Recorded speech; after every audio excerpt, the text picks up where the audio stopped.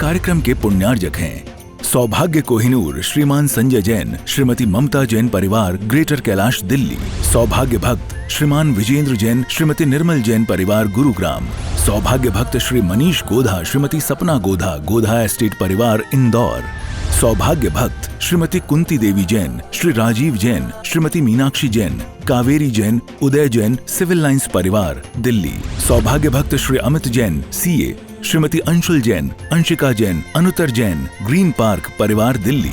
सौभाग्य भक्त श्री राजीव जैन, श्रीमती साक्षी जैन, श्री आयुष, श्रीमती दिशा अगड़िया, श्री नमन जैन, श्रीमती ईशा जैन परिवार, गुड़गांव। सौभाग्य भक्त श्री आलोक जैन, श्रीमती पायल जैन, कनिष्का जैन, शौर्य जैन परिवार, भजनपुरा, दिल्ली।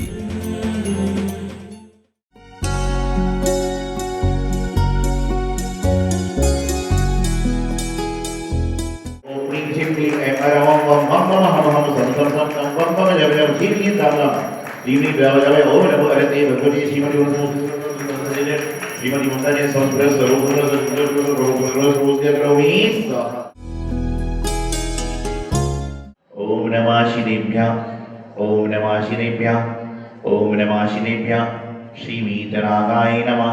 ओम नमो भगवते भगवते श्रीमते श्री पार्वतीशंकराय द्वादशपुरुषाय सर्वज्ञाय स्वयंभुवे सिद्धाय बुद्धाय परमात्मने परम सुखाय त्रिलोक महिव्याप्ताय अनंत संसारे चित्त परिवर्तनाय अनंत दर्शनाय अनंत ज्ञानाय अनंत सुखाय सिद्धाय बुद्धाय धर्मसंकराय सत्य ज्ञान प्रनिशियारी का श्रावक श्राविक प्रमुख चतुर संगोस्तर विनाशनाय घाती कर विनाशनाय घाती कर विनाशनाय।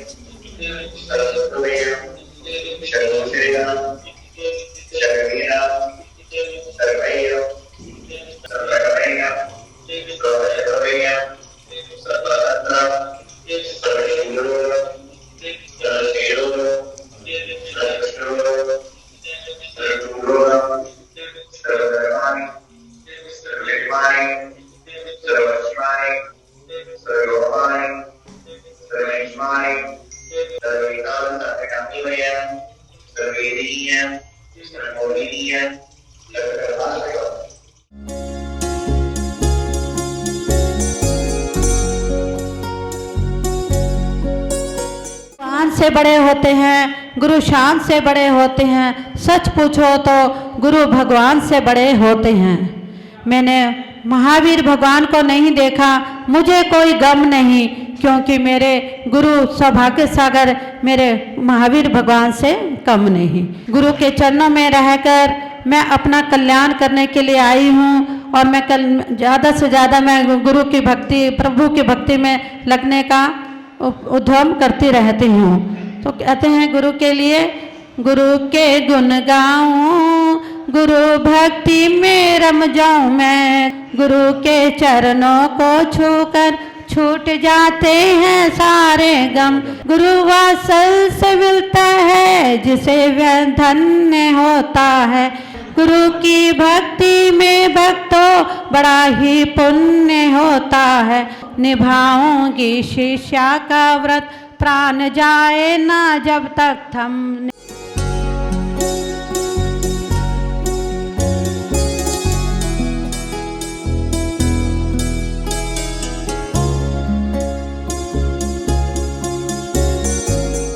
मैं एक बात हमेशा कहता हूं कि जहां भी शुभ कर्म का आगमन हो वहां पर हाथ जोड़कर खड़े हो जाओ। आपसे कभी पूछा जाए कि महाराज जी का चतुर्मास हो रहा है, आप चौका लगाएंगे कि नहीं लगाएंगे?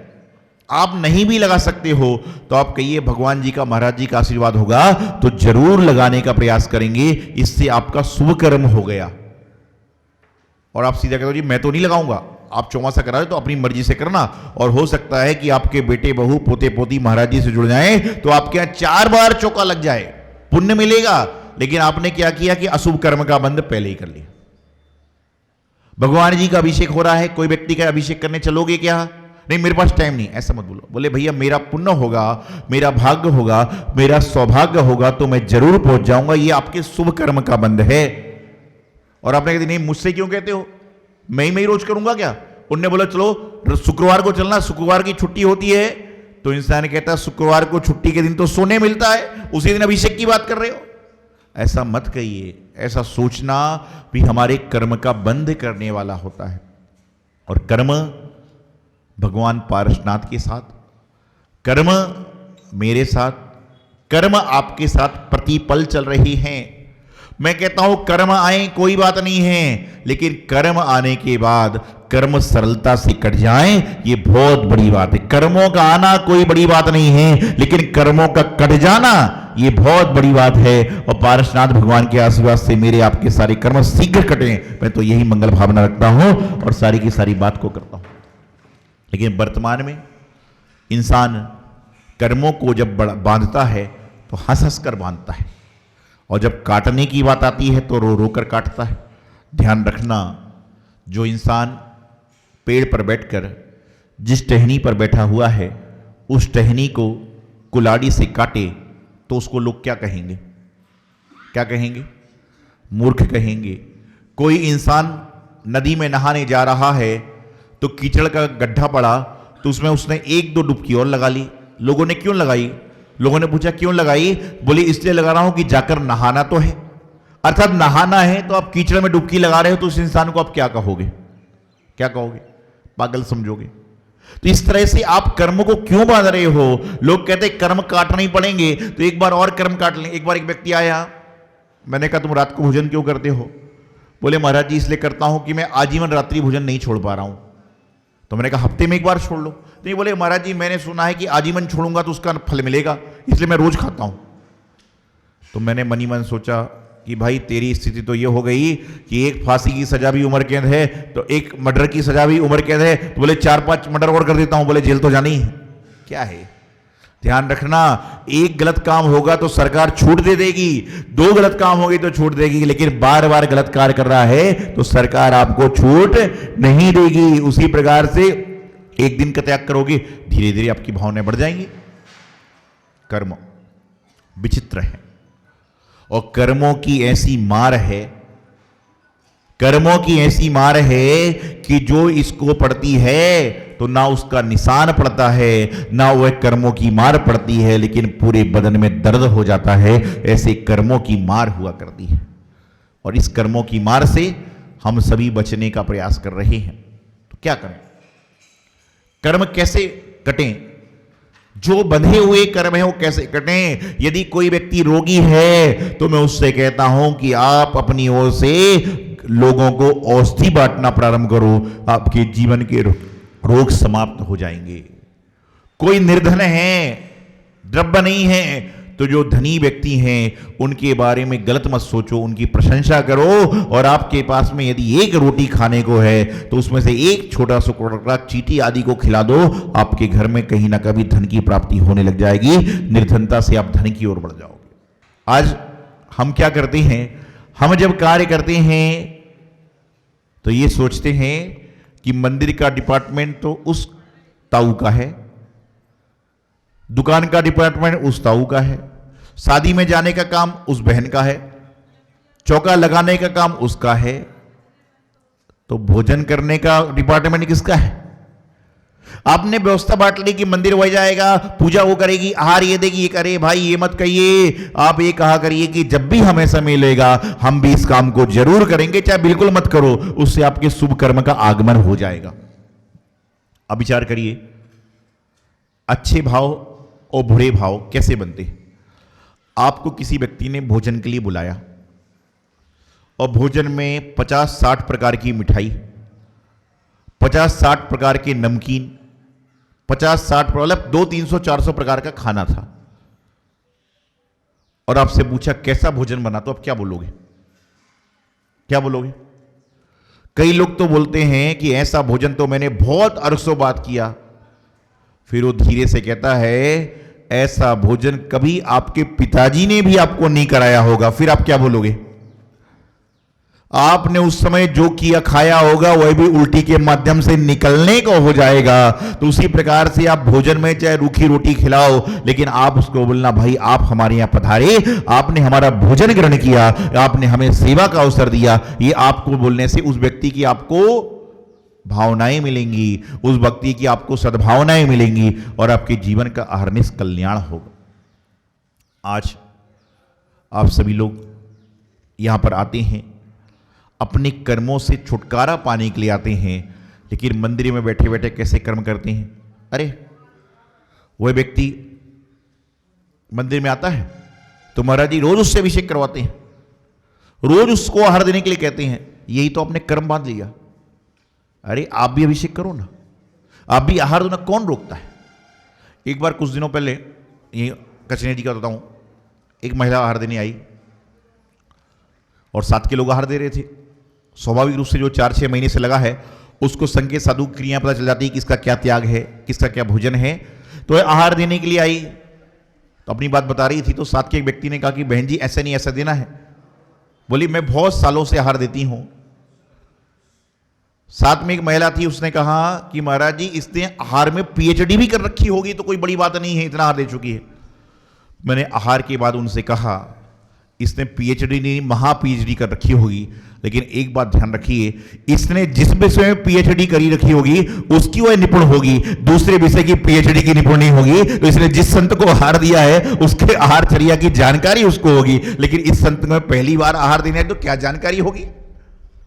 हर राज्य का सीएम जब दिल्ली जाता है तो बराबर कुर्सी पर बैठता है, लेकिन छत्तीसगढ़ के राज्य के सीएम से पूछो कि बंगाल में क्या चल रहा है तो छत्तीसगढ़ का सीएम नहीं बता सकता, बंगाल का सीएम बंगाल की बात बताएगा। उसी प्रकार से आहार आपने बहुत संतों को दिया है, कोई बात नहीं, लेकिन इन संतों को तो पहली बार दे रहे हो तो पहले उनका नाम तो समझ लो। आहार देने की बात तो बात की है। कई तो ऐसे आते हैं, बोले महाराज जी आप क्या समझते हो, आपकी उम्र तो 42 साल की होने वाली है, मैं 60 साल से महाराज जियों को आहार दे रही हूं। तो मैं धीरे से बाद में कहता हूं 60 साल से दे रही है, अब आगे 6 साल लेने का प्रयास तो कर ले। ऐसे लोग होते हैं, ये बेफालतू में कर्म बांध रहे हैं। तो अपने जीवन में कर्माधीन व्यवस्थाओं को छोड़ें, कर्माधीन व्यवस्थाओं को बनाएं, और जो कर्म अशुभ हैं उनको छोड़ें और शुभ कर्म को लाने का प्रयास करें। आज 16 अक्टूबर है। आज के दिन 2016 में जो हमारे संघ में छुल्ली का शुभारंभमती माता जी हैं, उनकी वहाँ पर दिल्ली में छुल्ली का दीक्षा हुई थी। और लगातार जब से संघ में रहने के बाद में अपना ज्ञान, ध्यान, आराधना, साधना के माध्यम से उत्तरोत्तर संयम की भावना की ओर बढ़ रहे हैं। और आप गृहस्थ में टीचर भी थे और भरा पूरा परिवार।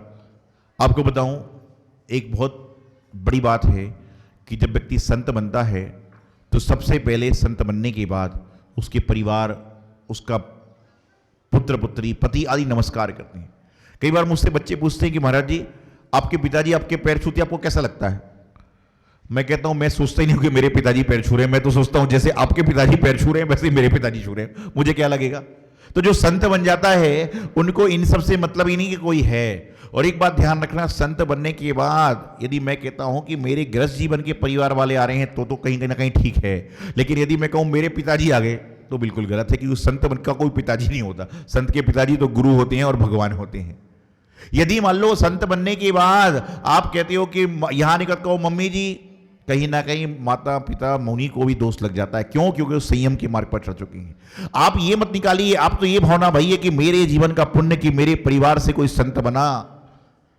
मैं एक बात कहता हूं, हजारों लोग ऐसे होते हैं जो गुरु को मानते हैं, हजारों लोग, करोड़ों लोग ऐसे होते हैं जो गुरु को मानते हैं कि ये मेरे गुरु हैं, लेकिन करोड़ों में से हजारों नहीं, सैकड़ों लोग ही ऐसे होते हैं जिनको गुरु कहता है कि मेरे शिष्य हैं, ये मेरी शिष्या हैं। यदि आप उसमें हैं तो आपके जीवन का कल्याण है और आपके जीवन का मार्ग है। तो माता जी अपना भरा पूरा परिवार छोड़कर जब प्रतिष्ठा प्रतिष्ठा महोत्सव हो रहा था इनके गृहनगर में, वहां पर भगवान के माता पिता बने। और तब से इनकी भावना बलवत्ती थी कि मैं कभी ना कभी अपनी इस पर्याय को छोड़कर अगले जन्म में मनुष्य पर्याय में, नर पर्याय को प्राप्त कर मुनि पद को धारण करके अपनी और आगे चलूं, इनकी भावना थी।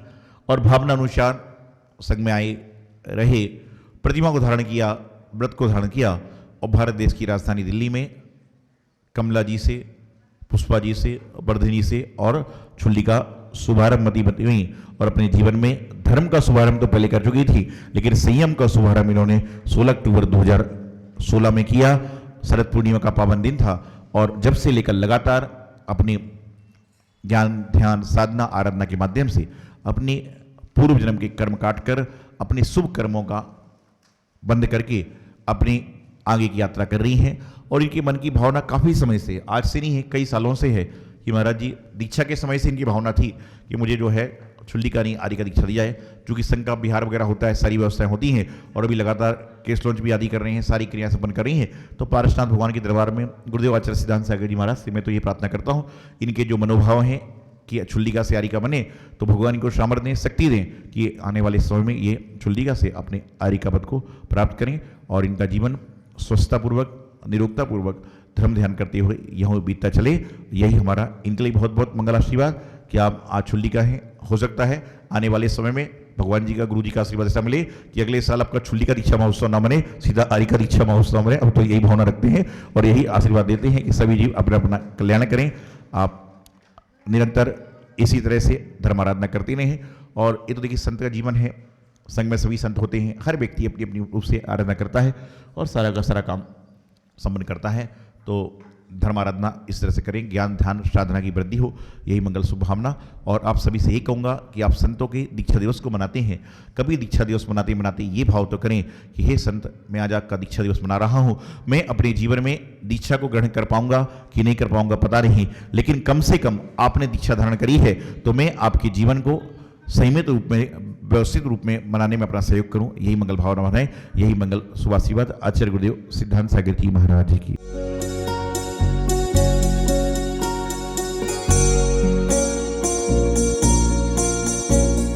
सौभाग्य कोहिनूर श्रीमान संजय जैन, श्रीमती ममता जैन परिवार, ग्रेटर कैलाश दिल्ली। सौभाग्य भक्त श्रीमान विजेंद्र जैन, श्रीमती निर्मल जैन परिवार, गुरुग्राम। सौभाग्य भक्त श्री मनीष गोधा, श्रीमती सपना गोधा, गोधा एस्टेट परिवार, इंदौर। सौभाग्य भक्त श्रीमती कुंती देवी जैन, श्री राजीव जैन, श्रीमती मीनाक्षी जैन, कावेरी जैन, उदय जैन, सिविल लाइंस परिवार, दिल्ली। सौभाग्य भक्त Shri Amit Jain, CA, Shrimati Anshul Jain, Anshika Jain, Anuttar Jain, green park परिवार, दिल्ली। सौभाग्य भक्त श्री राजीव जैन, श्रीमती साक्षी जैन, श्री आयुष, श्रीमती दिशा अगड़िया, श्री नमन जैन, श्रीमती ईशा जैन परिवार, गुड़गांव। सौभाग्य भक्त श्री आलोक जैन, श्रीमती पायल जैन, कनिष्का जैन, शौर्य जैन परिवार, भजनपुरा, दिल्ली।